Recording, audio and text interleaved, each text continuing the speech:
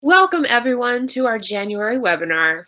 My name is Kristen Lobish, and our webinar today will be Navigating Rapport Building and the Therapeutic Relationship with Culturally Diverse Clients and Their Families. And we'd like to welcome back Alejandro Leguizamo for our presenter today. Before turning this over to Alejandro, I wanted to take a minute to tell you about NERI Press. Our mission is to share research and best practices emerging in our field. For a long time, we accomplished this only through book sales. But in the last several years, we've been compelled to continue our mission by expanding how we disseminate knowledge in new ways. It's important to us here at NERI Press and Training Center to hear from you what kinds of information, training, resources, and books you want and need. So please contact us with any feedback, positive or negative. You can email me. My email is coming up later on. Just out of curiosity, how many people have participated in a NERI Press webinar before? Jonathan, if you could launch our poll.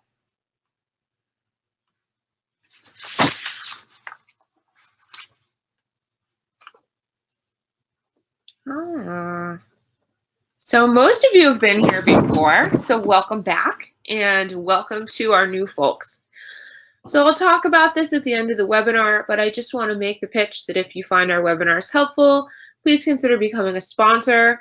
Like NPR, it's your sponsorship that makes our series happen and allows us to offer our webinars for free to thousands of people across the globe. If you register to be a sponsor, then we will offer you a free gift of 2 of NERI Press's books and mention you in all our publicity about the webinar series and at each webinar. So I'll talk more later about that. Before we get started with Alejandro's presentation, there are a few more things I'd like to share. With all workshops, I'd like to let you know the learning objectives, which are here. Participants should be able to identify the different therapist characteristics that maximize the development and maintenance of a strong therapeutic alliance, identify specific benefits of a strong therapeutic alliance, and consider how to identify their own cultural biases, become more mindful of microaggressions, and what to do in case of ruptures in the therapeutic relationship. Second, I want to let you know that the YouTube recording from this webinar will be posted on the NERI Press website within a week.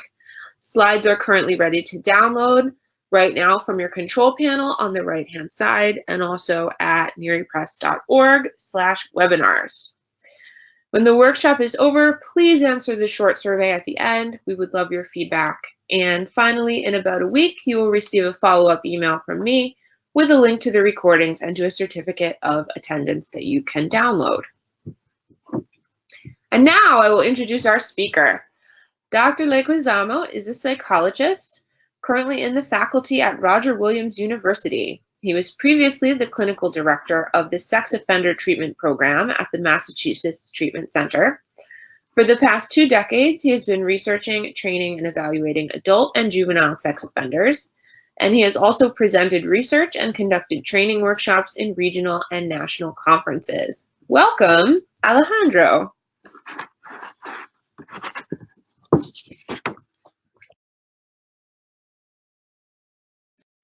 Hello, everybody, and welcome to this webinar. I am talking to you from sunny Providence, Rhode Island, and where it's very, very cold. So I am hopeful that you are in a much warmer place.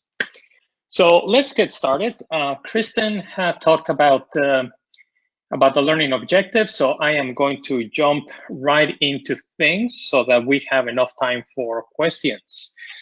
So let's begin with some definitions about in regards to rapport, the therapeutic relationship, and the group treatment parallel to the therapeutic relationship, which is group cohesion. So rapport is the beginning, the first connection that we have with a client. That is going to hopefully help us develop an atmosphere of trust and comfort, where the person is going to be able to talk to us without feeling judged or criticized, and leads the person to feeling valued by us. Now, that can be very easy with some clients. You may be thinking that, we all develop rapport with our clients very easily. And what is new about this? Well, what I would say is that there are always clients that throw us curveballs. And regardless of our experience, we may have a bit of a harder time connecting with them. They may be individuals with very different life experiences, different ethnicities, different sexual orientations. And we have to be mindful and aware of why we may have difficulties developing rapport as quickly with those clients. That beginning contact can be very valuable for treatment or pretty detrimental depending on how that, in a sense, that first contact takes place. Now, if we're able to develop rapport with the client, develop that initial relationship, then that will develop into the therapeutic relationship. And that is the basis for any progress in treatment, that therapeutic relationship. Now, in this age of evidence-based treatments, manualized treatment, I have proven that my manual works with everybody. We have to keep in mind that the relationship that we have with the clients, the relationships that we have with the families, is really the conduit for that change. The manuals, the techniques, those are tools that we use in order to help the client along. But the base of all of that is the therapeutic relationship. And in the case of group cohesion, that is the relationship among the group members and between each member and the therapist and the members with one another. Group cohesion is also, the group needs to be cohesive enough in order for the group to make progress, for individuals in group to be able to make progress in their treatment. But attaining and maintaining the group cohesion is almost like trying to balance a handful of sheets on a table. It's possible. You can even do it. Not during this webinar. You're going to get distracted because it can be hard. But if you grab a bunch of papers and you try to balance them, with enough time, you're able to get there, and that's group cohesion. It also means that if you let go of those papers, they're going to fall. If you breathe too heavily on them, they're going to fall. And it's the same thing with group cohesion. It takes work to get there, and it is very easily lost. Either somebody disrupts confidentiality, violates confidentiality, they talk outside of a group, there's an argument or something else happens in the group, or a new member comes in, and group cohesion is going to be depleted and it needs to be built back up. And we'll talk a little bit about how to go about doing that as well if there are ruptures. Now I'm going backwards here. Okay, hang on 1 second, sorry about that. All right, there we go. All right, so how do we build rapport upon meeting our clients, upon meeting our the families of our clients in case of juveniles? We should be warm, empathic, sensitive, respectful, and responsive. Now, there's some evidence about mirroring the client, and this is a bit tricky. It's kind of like mirroring what the client is doing, but in a non-escalating manner. So if a client is quiet, we don't want to be overly verbal and overly loud because that is going to turn off our client. And I have in mind a case where it's unfortunately a case where I failed completely. A number of years back, I was doing treatment. I was called to do treatment with a Southeast Asian young man. And he was very quiet. He did not want to be in treatment. He was heavily gang involved, but he was sort of like superficially compliant. And when I first met with him, he didn't make much eye contact. He didn't talk much.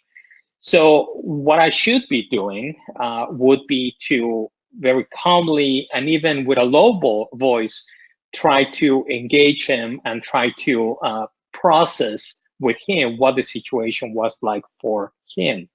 Instead, I try to engage him in his art because it was all the documentation said that he was a very good artist, and in fact he was. But I tried to engage him in that regard, and I tried to gauge him to get him to do some drawing, and he basically just dismissed me right off the bat after that. And so there wasn't much eye contact thereafter, and I could have said that, well, he's Southeast Asian. It's a cultural thing. But no, it was because he couldn't stand me because I messed up in the beginning. So this is important. So a non-escalating mirror. If the client is angry, obviously we're not going to get angry with them because that will take us nowhere. We should provide information about what is going to happen. Sometimes it's reassuring of what the expectations are. For example, I have a client that I evaluated was very hesitant to talk to his clinician in the beginning, and his clinician was wonderful and was very sensitive to this. And so he told the young, well, he was a teenager at the time. Well, you don't have to talk about the worst things, right off the bat. Choose other things that we can talk about that you're comfortable talking about. And that was very reassuring for the young man. In another case that I saw recently, the young man, he was an immigrant from Central America who committed a sex offense, and he was very ashamed of that. He asked me about, I told him that in treatment, the expectation would be that we will be talking about his offense and what may have led to it so that he could avoid it in the future. And he asked me right off the bat, what about if I'm not comfortable talking about it? And I told him, we'll talk about other things then. There's never a conversation lost. We could talk about other criminogenic needs and other issues in his life that, in my mind, contributed to the offense. And he said, what about if I never become comfortable? And I said, well, then we won't talk about it, and we'll talk about other stuff. And he agreed to engage in treatment, and he identified other things that he was comfortable talking about. But in a few months, it took about 10 months actually, he became comfortable enough so that he began to talk about his offense. You can also elicit questions, bring up cultural issues right off the bat. This is very, very important, and not all of us do it. Talk about how you're going to work together, what concerns they have based on who you are culturally. Do they have any concerns talking to you if you are a woman or if you are a man? If depending on your ethnicity as well, or your socioeconomic status, you're not going to say, obviously, well, given that I may make more than you, are you comfortable with that? But rather talk about life experiences. For example, I treated a young man from Puerto Rico who was gang involved and who was very good at fighting, even though he was fairly short, but he was solid. And, I spoke to him in Spanish. He replied in Spanish, and sometimes we use English and Spanish. But early on, I said, do you feel comfortable with me? I am from a different country. We can't speak Spanish if you want, but I have different life experiences from you, and you need to help me understand what life is like for you in order for us to work together, in order to help you out. He was very good at fighting. I have been involved with 2 fights in my life when I was in 2nd grade. I have a 50-50 success rate. But even though we come from the same cultural group and have similarities in language, we obviously have very different life experiences. So not just because you belong to the same ethnic group or the same cultural group from the client, does that mean that you're going to have similar life experiences? and we need to take that time to connect with them. With parents, particularly with parents from minority ethnic groups, you're going to have to keep in mind that there are going to be issues of trust right off the bat. You represent the establishment, the system. They may or may not be. They may or may not have positive feelings about their child being involved in the system. There's variation. I have encountered families where the parents are like, "Oh, thank God, my child was committed, so that now he can get help." Or if you are treating adults, the person may be mandated to be in treatment, so they're not going to be particularly happy about being there. Now, with families, elicit what expectations they may have. They are, for the most part, the experts on their kid, and how and offer to help together with them so that their child can be successful, which is really what any parent wants, deep down even. Now, if you're using translators with families that don't speak English well or have issues of language, keep in mind that it is okay to do so. It is best if the translators are well trained. A well-trained translator is not going to engage with the client. The client and you are going to be looking at one another, and the translator is going to be talking kind of like on the side. However, we are not all lucky to have those types of translators, so you have to do the best that you can with what you have. There is research that suggests that there is no impact in rapport with the use of translators. However, you don't get as much information, given that there's more time spent on just the translating back and forth. But also, it is more difficult then to gauge if the client is not being forthcoming, because you're going through a set of translating, and it becomes more difficult to discern that, at least in the beginning. Now, keep in mind that the therapeutic relationship will take time with diverse individuals, both ethnically and sexual minorities too. If they have mistrust of your cultural group or of the system, it's going to take time. And particularly for ethnic minorities, and especially if the child or the adult or the family are immigrants, there is this expectation that business is going to take place it is not going to take place until the relationship has been established, especially if you're talking about sensitive matters like sexuality and a sexual offense. So take the time. No conversation is a waste. Small talk is very, very important. 15 minutes or so prior to a meeting, how are things? How's the family? How's work is very, very important in order to develop that trust and that connection with the families. Now, Rogers did have a right in regards to the elements that he saw as being essential for well, actually, he thought they were sufficient for treatment: unconditional positive regard, empathy, and genuineness or congruence. Now, there's research to show that these factors are essential for the therapeutic relationship, but they're not sufficient for treatment.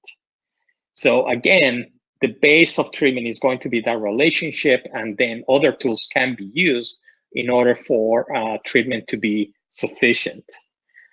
And these factors refresh from other things that you may have heard.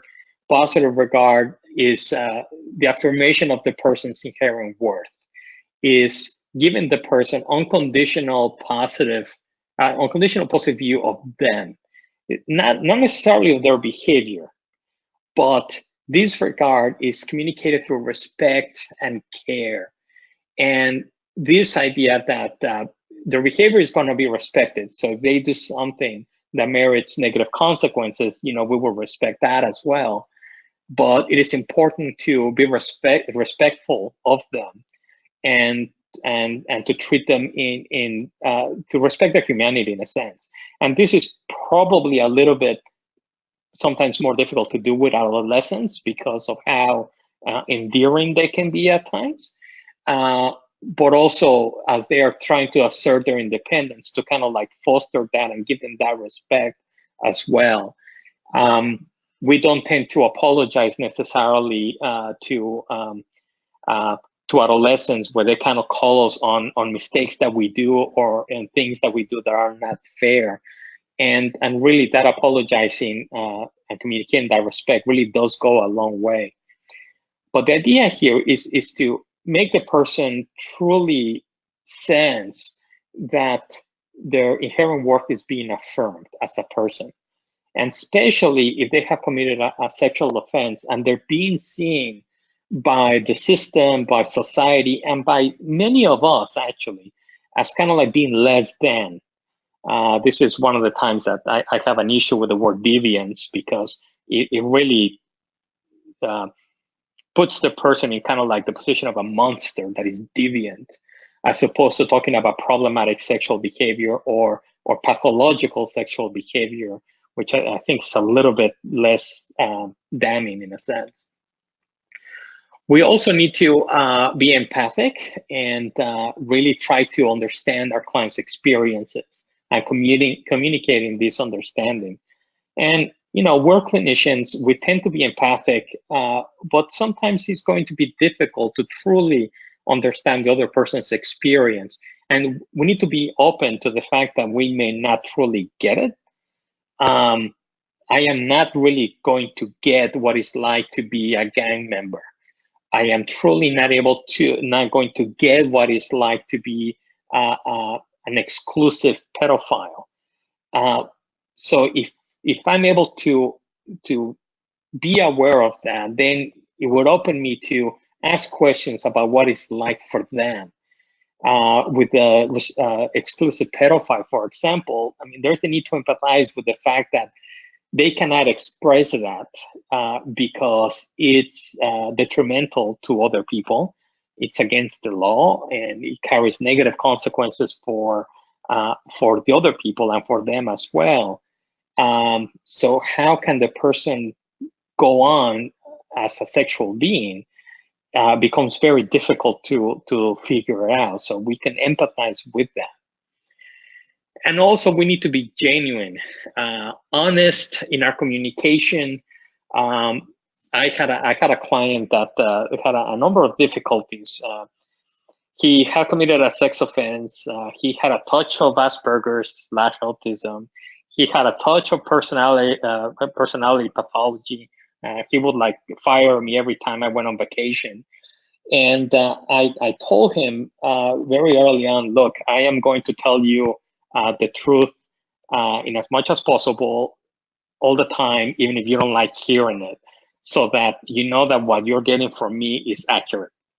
And I worked very hard in order to do that with him. And he wasn't happy with me a number of times, but then made everything else that I said more important, because he knew that I was being honest.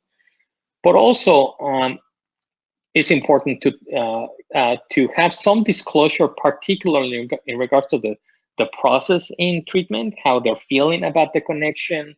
If the person is not giving you really any meat in treatment, those sessions are going to be boring. It's okay to say that, I'm kind of bored here. How about you? Maybe we can talk about something that is more of consequence. The same thing in group treatment. There are times that the members may have these agreements not to like give feedback to one another, so that nobody gets their feathers ruffled. But you're gonna sense that those sessions are really not working out, and it's very important to comment on that. And even some self-disclosure, but this is tricky, because you don't want to say, well, when I'm very angry and I feel like, throwing things, you don't want to say that. But, obviously you can say that in displacement, when people feel angry, or in my experience, where people have done whatever. but that authenticity, and you also using your personality, if you have a good sense of humor, use it. If you prefer to be serious, don't try to make jokes, because that's not going to work. Use your personality as well, and don't try to be somebody else. This is particularly more applicable to people early in the field, when they're still trying to figure out things, because we want to have a sense that we know things and that we are the experts there. And it takes some time to be able to tell the clients, I have no idea, but let me figure it out, and let me talk to other people in order to figure out how to help you. And that's really going to give us some credit with our clients. Now, therapist characteristics that we know work with sex offenders, and this works with anybody in treatment, really, is the idea of being empathic and warm and rewarding and directive and reflective to clients. This is, we are going to give them some direction, but I also think that we need to give them some room in order to explore things at times, and obviously with our direction. We should be supportive. These are things that actually Saran and Marshall found in Britain, where all of their treatment in their prisons is the videotaped. So they had tapes upon tapes upon tapes, so they were able to code therapist behavior and then connect that to outcomes. And supportive therapists, encouraging therapists were more engaging.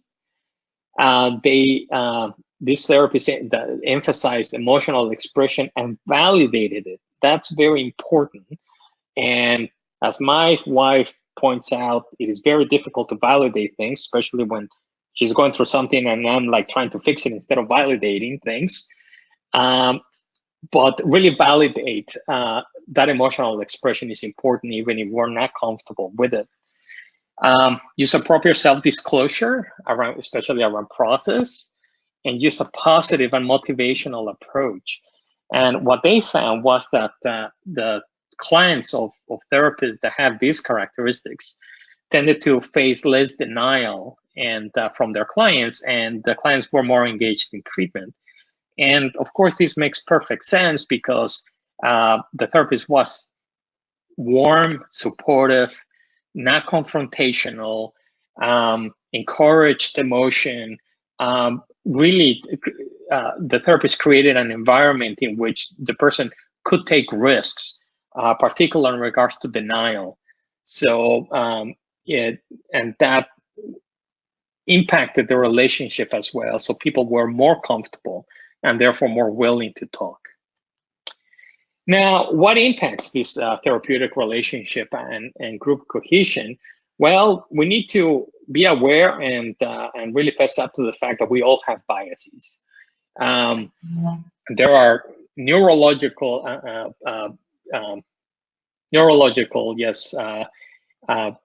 evidence for our biases, how we categorize things and people, really. And just think about early on, we had to categorize, animals that were fairly big and had big teeth. We had to categorize them as dangerous. So we encounter a new one, we wouldn't have to say, well, there's this thing with big teeth and a mane coming at me, it seems okay, and then we die. So we like to categorize things, and that makes things easier, and that's called heuristics. However, that means that we can miss the details of the people that we have in front of us if we begin to categorize. We also have implicit biases, what we think of as things that are automatic. What I tell my students is generally close your eyes and picture a drug dealer in as much detail as you can. So think of a drug dealer and as much detail. And many people, according to research, would picture a young male either African American or Latino individual. And then I ask my students, well, now picture in your mind who gets you your drugs. And they start giggling because that person looks just like them. But this implicit bias walks in automatically, okay? So these biases, what we get from the media, through our biology, our neuro, our brain basically, all impacts how we see others, and it leads us to run the risk of committing microaggression, and these are unintended, unconscious comments that we make that offend the other person. They can be very, very small, but they have been deemed as kind of like death by 1,000 cuts. That the person doesn't really intend for them to be offensive, but they come across as that. And we all do them. I have received them and I have committed them, and we need to be mindful of that. So we got to think about our biases, what preconceptions we may have about the people that we are treating, and about the cultural groups to which they belong, and let's try to learn from them what their functioning is like, what their lives are like within the cultures that they belong to.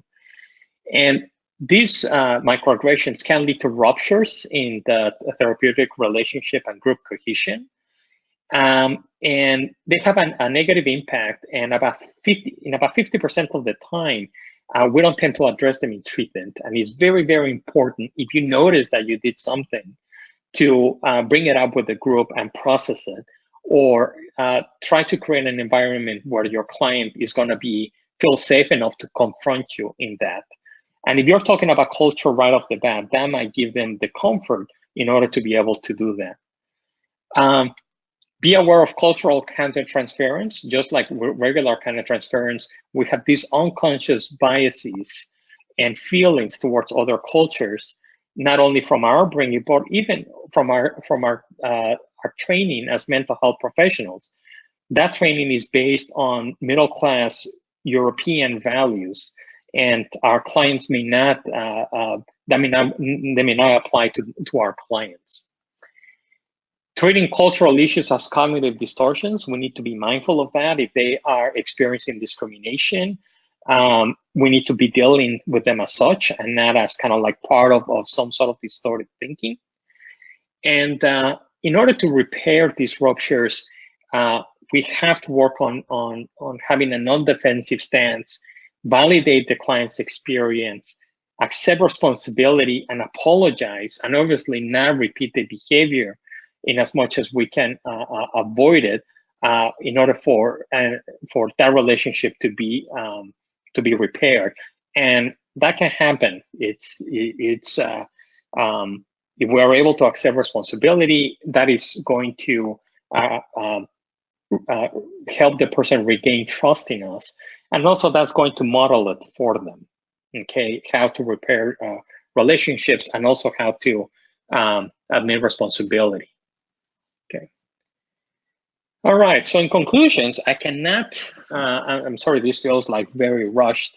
It's a short webinar, but remember, for when next week, when I phone you and ask you about what you learned in this webinar, you will tell me that the main thing is the relationship. The relationship is the most important thing, and we need to be empathic and open to the experience of our clients right off the bat, and talk about our cultures and how we're going to work on this connection to in order to embark in what is very difficult treatment together.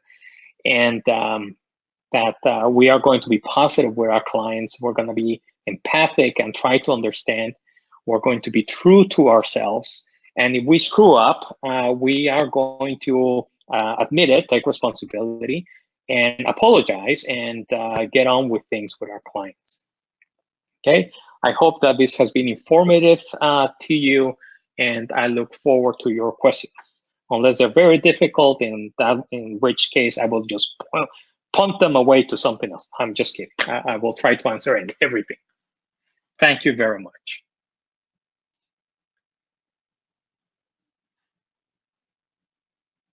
And there's my contact information. I check email all the time, so feel free to email me if you have any questions.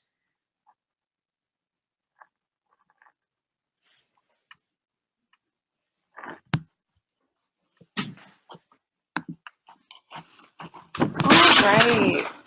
Hello, everybody. So we're going to be doing a little bit of a Q&A. I hope you excuse my lighting. It's a little dark. So I have some great questions for you, Alejandro, from people. So I hope you're ready. As ready as I'm going to be.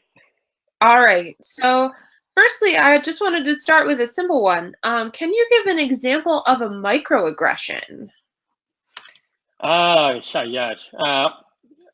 Unfortunately, I'm going to have to go from personal experience, and I'll do both.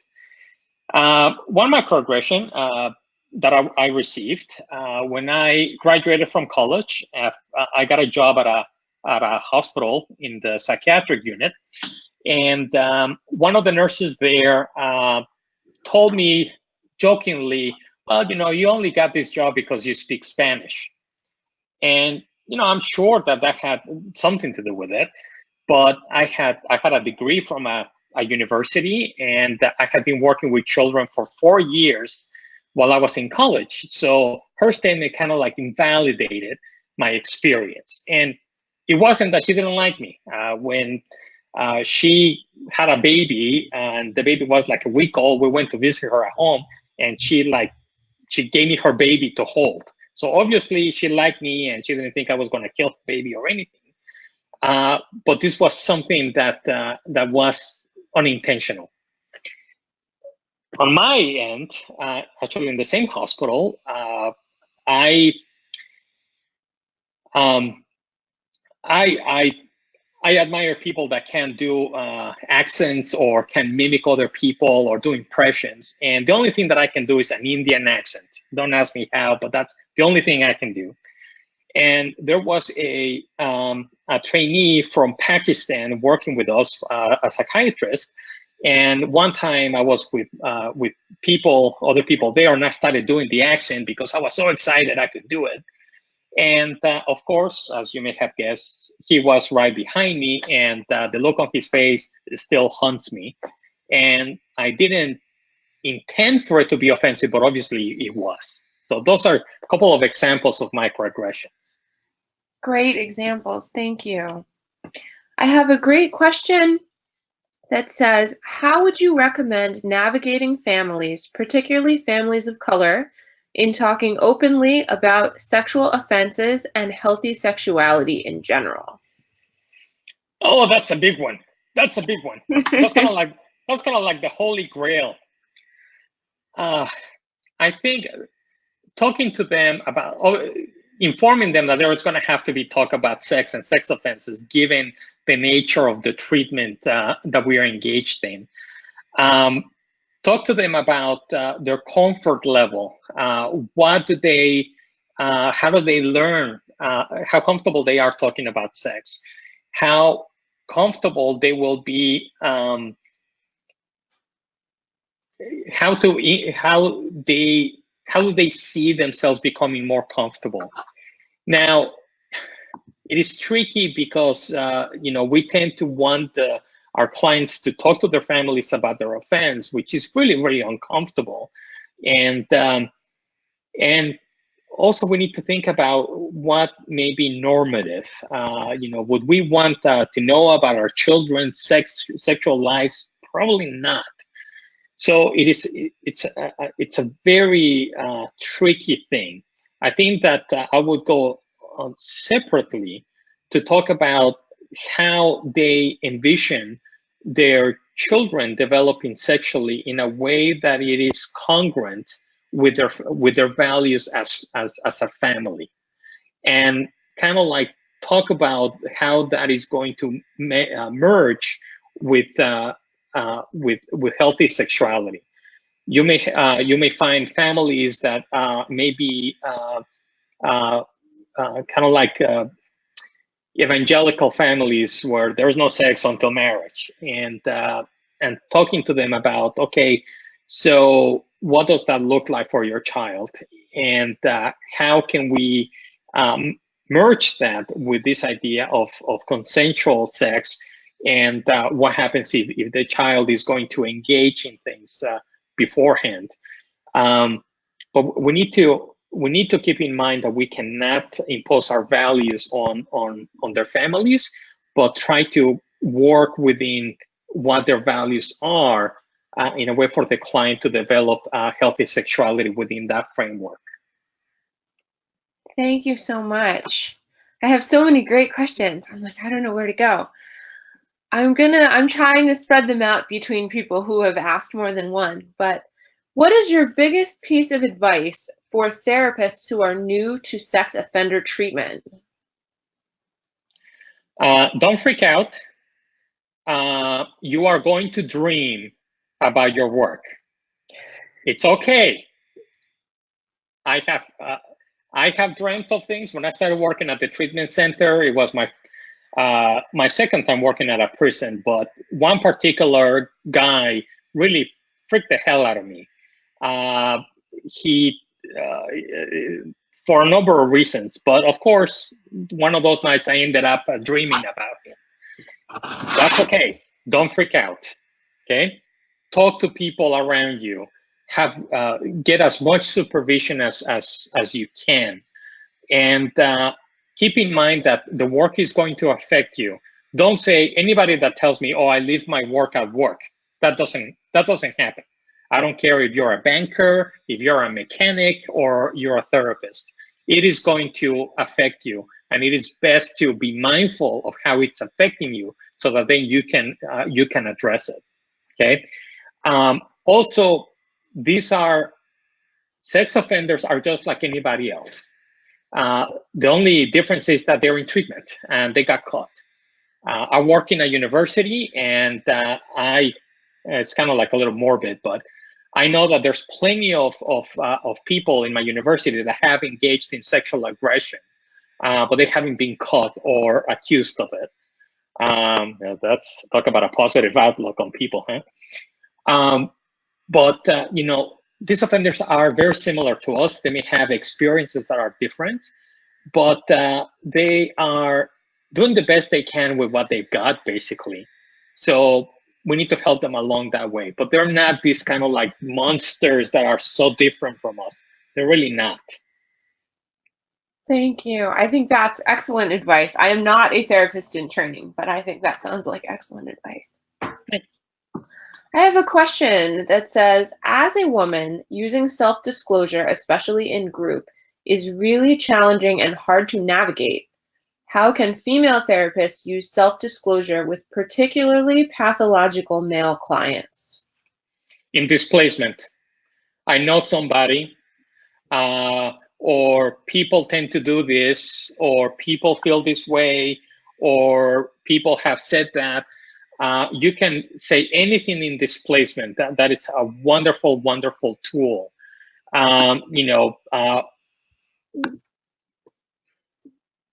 So you can say, or women tend to do this, or women tend to feel this way, so that you are not sharing personal information about you, but you're talking in generalities in displacement. So you can share anything in that particular way, and it may apply to you, it may not, but there's no way for them to know. Great. One that I think might apply to a lot of our listeners right now, actually, which also speaks a little bit about an experience as being a white female counselor. It says, as a white female counselor, how can I validate clients' experience navigating systems of oppression without appearing to over-identify? And it has a follow-up. What about the fact that I myself and the treatment I provide may also represent a system of oppression? Oh, that's a great question. That's a great question. All right, so let's try to unpack that. I think that being very very upfront with the clients about not truly being able to get their experience. That you have different life experiences based on a number of factors, and to talk to them about how they have been affected by these systems, and to validate their experience, and try to then work with them in exploring ways in which they can manage these systems. There are times that they may be able to do things about it, and there are times that they may not be able to do things about it. Just like any of us, we all, to different degrees, but we all work in systems and exist in systems that sometimes we're going to be able to address some things, and sometimes we're not. So you can validate the person's experience without and help them come up with ways to manage it and to cope with it without getting over involved. I think that the first question is how I get the impression that how to do this without getting over involved with the client. If you find yourself kind of like picketing or wanting to picket, that may be a little bit over involvement. But talking to them about what they can do and empowering them, and sort of like letting them, helping them differentiate when they can do something about it, and when they are going to have to be able to, they're going to have to sit with it and find ways to cope with it in an indirect way. That may be more valuable. And the second part of the question, if you can remind me of it, Kristen. Sure, let me go back here. What about the fact that I myself and the treatment I provide may also represent a system of oppression? I think it depends on how it's done. I think that sex offender treatment, more than any other type of treatment, probably with the exceptions of substance abuse treatment, can be a very oppressive situation, because number one, because the person may not want treatment. Number two, nobody's going to be advocating for them. I mean, there's people advocating for people in substance abuse treatment, but we don't see in the news people advocating for sex offenders. Mm-hmm. And in my experience, I have encountered many therapists that have been oppressive because they could be. And that behavior would not be tolerated in any really other type of treatment. But because of the nature of our work, it's sort of like it goes unchecked. So I think that if we have the goal, number one, really realize that the person in front of us is our client. I mean, I have heard many times society is my client. Well, yes, society is not in front of you. The person is there. How to engage them respectfully, how to help them navigate things that are very, very difficult to talk about. So just think about, like, anybody like talking to you about, like, your masturbatory practices. I mean, we tend to do this with our clients. Imagine somebody asking you that question. So navigating them through this very uncomfortable situation with the goal that we want them to be able to have a good life. This is why I really like the Good Lives model. Just shout out to all those who do the Good Life model. We want, and I have had people that I have worked with respond very well to that. We're going through all of this stuff that is painful in order to try to get you to be in a space where you're more at peace and you're able to have a good life. That's our goal. And I think that then treatment ceases to be oppressive if that's the goal. If our goal is to shame them, that is going to be oppressive. If our goal is for them to be able to have a better life, then it ceases to be oppressive, at least in my view. That's wonderful. And I think that's an excellent place to wrap up, actually. We have a couple little end bits that we're going to do. But if other people have questions for you, is it okay that they contact you about them? Absolutely. Absolutely. All right. That's great. Thank you so much, Alejandro.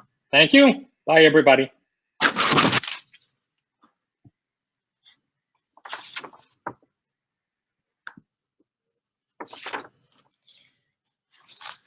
Okay. So that was wonderful. I should say that I always really enjoy working with Alejandro. I think he has so many important things to say, and it's always a really great experience for me. So I just invite you here to take a look at the rest of the lineup that we have for the webinars coming up in the next couple of months. You can view it here, and if you go to neripress.org/webinars, you can also see it on our website. Paid CE credits are going to be available for psychologists and social workers for all of our webinars. For details about how to obtain CEs, you can visit our webinars page at neripress.org/webinars, or you can contact me. That's actually my email on the bottom of the screen. And if you have any questions about this webinar, please feel free to field them my way. I'd also like to let you know that we publish a free monthly newsletter and we discuss a new or controversial journal article or research paper. You are automatically signed up for this resource, and we hope that you will find it to be helpful.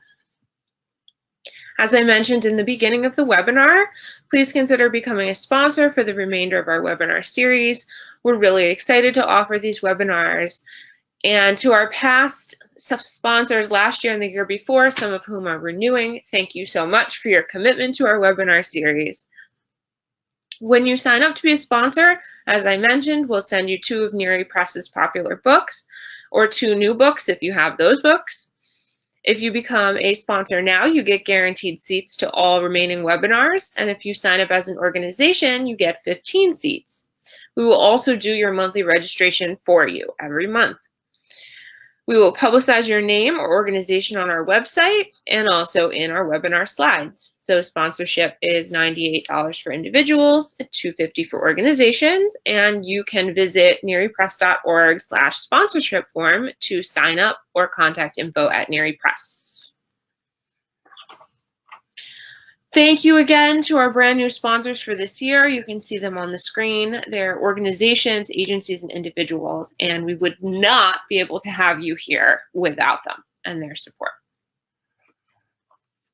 If you liked this webinar, I hope you visit our webinar site and our new YouTube channel to see other webinars that we've offered in the past. Alejandro actually did one last year for us that was wonderful on a similar topic, so I encourage you to look that up.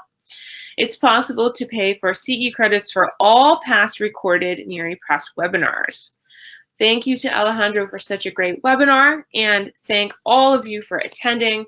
I'd really like to say again how much I welcome your feedback. I do read the survey that you do at the end of each webinar, and I do take your suggestions into account every time. So please complete your evaluation form when you close out the webinar, and we'd like to wish you a great day and a great rest of the week. Thank you so much for being here today.